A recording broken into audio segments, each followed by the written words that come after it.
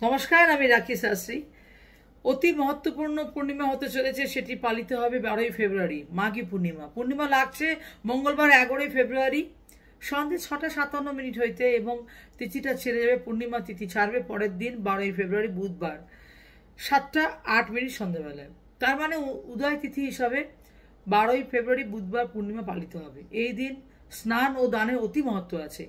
এই দিন অতি অবশ্যই সকালে স্নান করে সত্যনারায়ণের পুজো করবেন, এবং সত্যনারায়ণ পুজো হচ্ছে বেলা 12টা আগে সেরে নিতে হবে। কারণটা হচ্ছে 12টা থেকে 1:30 অবধি রাহুকাল থাকবে। না হলে আপনাকে সব থেকে বেস্ট টাইম আপনাদের বলছি, সেটা হচ্ছে বিকালবেলা 5:25 থেকে নিয়ে সন্ধ্যে 7:08 মধ্যে, এর মধ্যে যদি করতে পারেন অতি উত্তম টাইম। 144 বছর পর মাঘ মাসের পূর্ণিমাতে স্নান ও দান এই দুটি করলে মানুষের সমস্ত পাপ খণ্ডন হয়। কি করবেন? চাল আর অর্থ, এই দুটো জিনিস কোনো মতেই দান করবেন না। বাদ বাকি সবকিছু দান করতে পারেন, কিন্তু একটা জিনিস মাথায় রাখতে হবে যে সেই দিন আপনার পরিবারের সমস্ত লোকের মাথার উপরে গঙ্গা জল ছিটাবেন। এই দিন একটা বিশেষ উপায়ের কথাও বলবো, যার মাধ্যমে মা লক্ষ্মী আপনার ঘরে চিরস্থায়ী হয়ে থাকবেন। আমরা প্রত্যেকেই টাকা পয়সা নিজেদের আলমারিতে রাখি, কিংবা কোনো ক্যাশ বাক্সের মধ্যে রাখি, কিন্তু এই ক্যাশ বাক্সে রাখি কিংবা আমাদের যে আলমারিতে রাখি, যেখানটায় রাখছি তার উপরে দেখবেন বেশিরভাগ লোকই আবর্জনা জিনিসপত্র রেখে দেন। তো যে জায়গাটাতে আপনি টাকা পয়সা রাখছেন তার উপরে, মাথার উপরে কোনো রকম আবর্জনা রাখা যাবে না। সেটি সব সময় নিট অ্যান্ড ক্লিন থাকতে হবে। তার উপরে কোনো রকমের আবর্জনা জিনিসপত্র রাখা যাবে না, বা ধুল ফেলাও যাবে না, ধুলো রাখা যাবে না।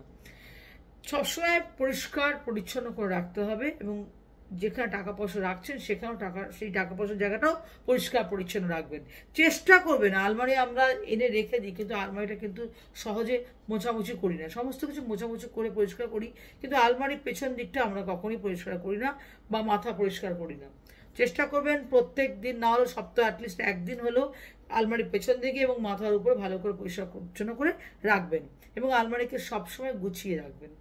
কারণ আলমারির মধ্যেই কিন্তু বেশিরভাগ মানুষই কিন্তু টাকা পয়সা রাখেন, এবং ক্যাশ যেখানে রাখেন সেখানে অবশ্যই পরিষ্কার পরিচ্ছন্নতা কিন্তু মেনটেন করতে হবে। এই মাঘী পূর্ণিমার দিন থেকে টানা 27 দিন একটি উপায় আপনাদের বলবো, এটা করবেন।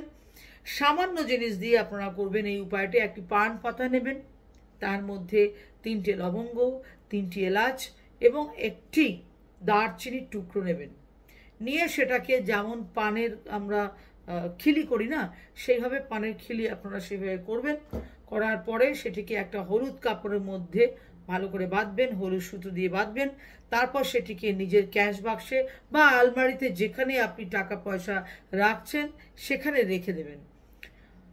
মনে রাখবেন সন্ধ্যাবেলা রাখবেন, এবং পরের দিন সকালবেলা আবার ওইটা সন্ধ্যাবেলা রাখবেন। যেটা করছেন রাখছেন সেটা সন্ধ্যাবেলা রাখছেন, পরের দিন সেখান থেকে আবার খুলবেন, খুলে পান পাতাটা খুলে বার করবেন। বার করার পর ওই জিনিসগুলো ওইভাবেই থাকবে, আর একটা নতুন পানের মধ্যে ওটা দিয়ে আবার ওটাকে খিলি বানিয়ে ভেতরে রেখে দেবেন। এইভাবে 27 দিন কন্টিনিউ করবেন। তাহলে দেখবেন আস্তে আস্তে মা লক্ষ্মী কিন্তু আপনার ঘরে বিরাজমান হবেই হবে, এবং আপনার যে অর্থগুলো আটকে থাকছে, কিংবা আপনার সোনা গয়না বারবার করে বন্ধক চলে যাচ্ছে, আনতে পারছেন না, এটা করলে দেখবেন আপনি সেখান থেকে বেরিয়ে আসতে পারবেন। অনেকেই বলবেন যে অনেক রকমের টোটকা বা টিপস আপনারা দেখেন, আমিও দিই, কিন্তু এতগুলি টোটকা বা টিপস আমাদের শাস্ত্রে রয়েছে। যদি অনেকে প্রশ্ন করেন যে এতগুলি টোটকা টিপস কিসের জন্য, একটাতে যদি কাজ হয়ে যায় তাহলে এতগুলি টোটকা বা টিপস আমরা কেন বা করব? কারণ প্রত্যেকের ভাবনা চিন্তা, প্রত্যেকের কর্মফল, প্রত্যেকের চিন্তাধারা কিন্তু একরকম নয়। হ্যাঁ বন্ধুরা, প্রত্যেকের রাশি বা লগ্ন একও নয়। কার কোন টোটকাতে কাজে লাগবে, কার কোন রেমেডিতে কাজে লাগবে, সে ডিপেন্ড করছে সেটা কে কীভাবে করছে। কারণ হয়তো কোনো রেমেডি হয়তো একদিনেই লেগে গেল, ভালো হলো, আবার কারো অনেকগুলো টোটকা করছেন তাও কাজে লাগছে না। কোনো না কোনো টোটকা হঠাৎ করে এমনভাবে তার রামবাণের মতন কাজে লাগবে যে সে তার সাথে মিশে গেল।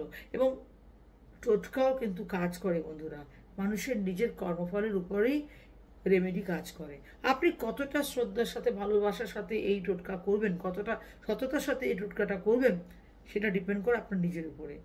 টোটকার টিপস কিন্তু ডিপেন্ড করে আপনার অর্ডার সাথে, যদি সেটা মিলে যায় তাহলে সেটা কাজ করে। অবশ্যই মাঘী পূর্ণিমার দিন এই কাজগুলো করুন এবং অবশ্যই পায়েস রান্না করুন। চন্দ্রদেবকে সন্তুষ্ট করার জন্য চন্দ্রদেবকে এই দিন দুধ দিয়ে অর্ঘ্য দিন। যাদের চন্দ্র উইক রয়েছে, যাদের চন্দ্র দুর্বল রয়েছে, তারা এই দিনকে কিন্তু দুধ দিয়ে চন্দ্রকে অর্ঘ্য দিন। অবশ্যই এতে চন্দ্র কিন্তু স্ট্রং হবে। এবং চাঁদের আলোতেও যদি আপনারা 10 মিনিট গিয়ে বসতে পারেন, এতেও কিন্তু আপনাদের আত্মবিশ্বাস বাড়ে এবং মন অনেক বেশি স্থির হয়। এবং চাঁদের আলোর মধ্যে পায়েস যদি আপনারা করে রেখে দেন, তারপরের দিন ভোরবেলা প্রসাদ হিসেবে নাবিয়ে নিয়ে এসে যদি গ্রহণ করেন স্নান করে, এতে মা লক্ষ্মী অত্যন্ত প্রসন্ন হয়। এবং অবশ্যই পূর্ণিমাতে মা লক্ষ্মীকে দুধ এবং মিশ্রি বা চিনি দিয়ে পায়েস অবশ্যই করে দেবেন।